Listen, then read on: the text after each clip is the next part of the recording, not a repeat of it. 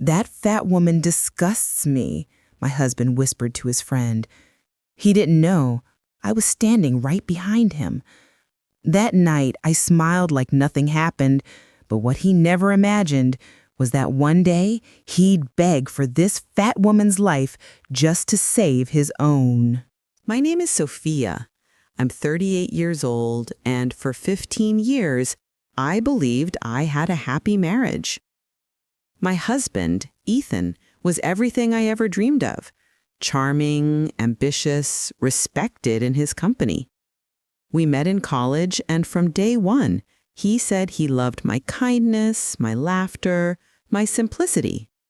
But life after marriage isn't a fairy tale. After our second child, my body changed. The pounds came, the stretch marks, the tired eyes, and Ethan's compliments disappeared. In their place came silence, and later, subtle criticism. "Maybe you should join a gym, Sophia. That dress looked better before. You've really let yourself go." He said it jokingly, but every word left a scar. Still, I smiled. I cooked his favorite meals, stayed awake waiting for him, raised our kids, managed the home, believing love was enough. Until the night that changed everything. It was our wedding anniversary. I had prepared his favorite dinner, decorated the house, wore the red dress he once said made me look beautiful. But Ethan didn't come home. At midnight, I received a message from him. "Don't wait for me. I'm out with friends." The next day, while cleaning his jacket, I found a small golden bracelet, one I'd never seen before, with initials engraved. C.M. Something inside me broke. That week, I started noticing things. Late-night calls, sudden business trips, and a perfume smell that wasn't mine.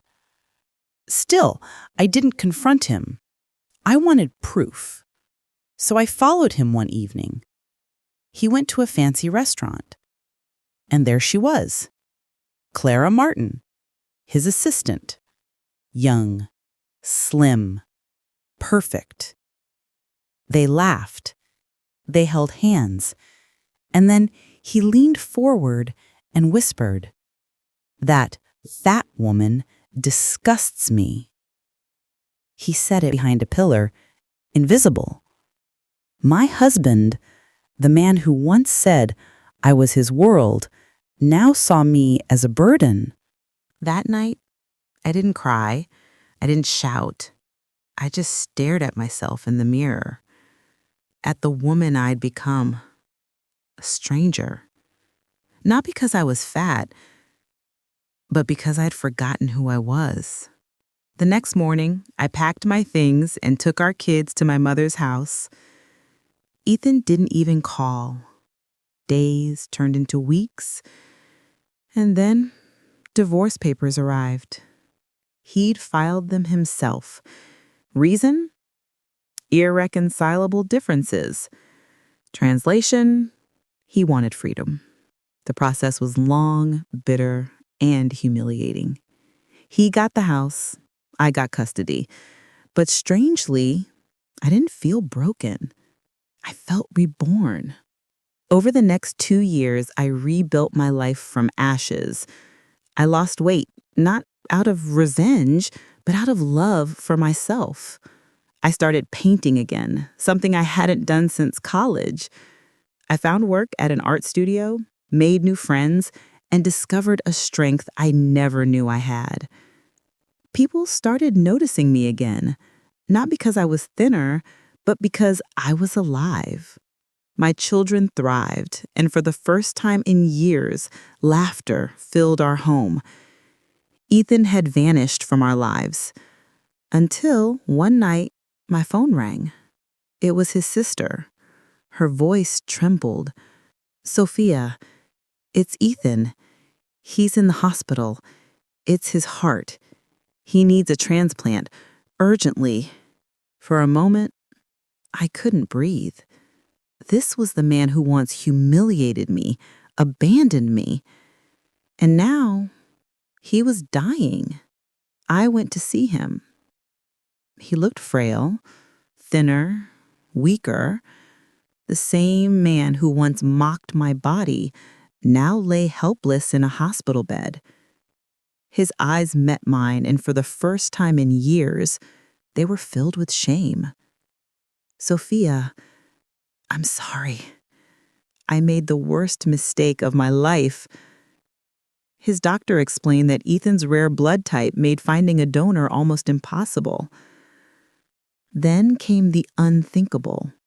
The nurse said, "Mrs. Collins, your compatibility results just came in. You're a perfect match." For days, I couldn't sleep. My mind battled between anger and compassion. He didn't deserve my heart, but our children deserved their father. I prayed, cried, screamed. Then one morning, I looked at my reflection and whispered, I will not become like him.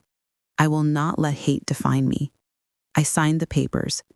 The morning of the surgery, I walked into Ethan's room. He looked at me with tears streaming down his face. "Why are you doing this, Sophia?" "Because once I loved you," I said, "and because my children shouldn't learn revenge from me." The operation was long and risky. When I woke up, the first thing I asked was, "Is he alive?" The nurse nodded. He survived. Ethan recovered slowly. He wanted to see me, but I refused. Months passed before I agreed to meet him. When we finally sat face to face, he couldn't look into my eyes. "He gave me life," he said softly, "and I gave you pain. You taught me love, and I taught you hate. You saved me when I didn't deserve saving." I smiled faintly. Sometimes the biggest punishment is having to live with what you did. I stood up and left. That was the last time we spoke. 3 years later, Ethan passed away peacefully. He left a letter, one that my son found in his drawer. It said, "To Sophia, the woman I destroyed and who still saved me. I hope you find happiness not with me but beyond me. You were always the heart of our family, literally. Today I live by the sea, running an art gallery with my daughter. Every morning I paint the sunrise, the same colors I once thought I'd never see again. And sometimes, when the wind is calm, I whisper into the waves. Forgiveness isn't weakness. It's the strength to rebuild what others tried to destroy." People may break your heart, but only you decide whether it stays broken. Forgiveness doesn't excuse their behavior. It frees your soul.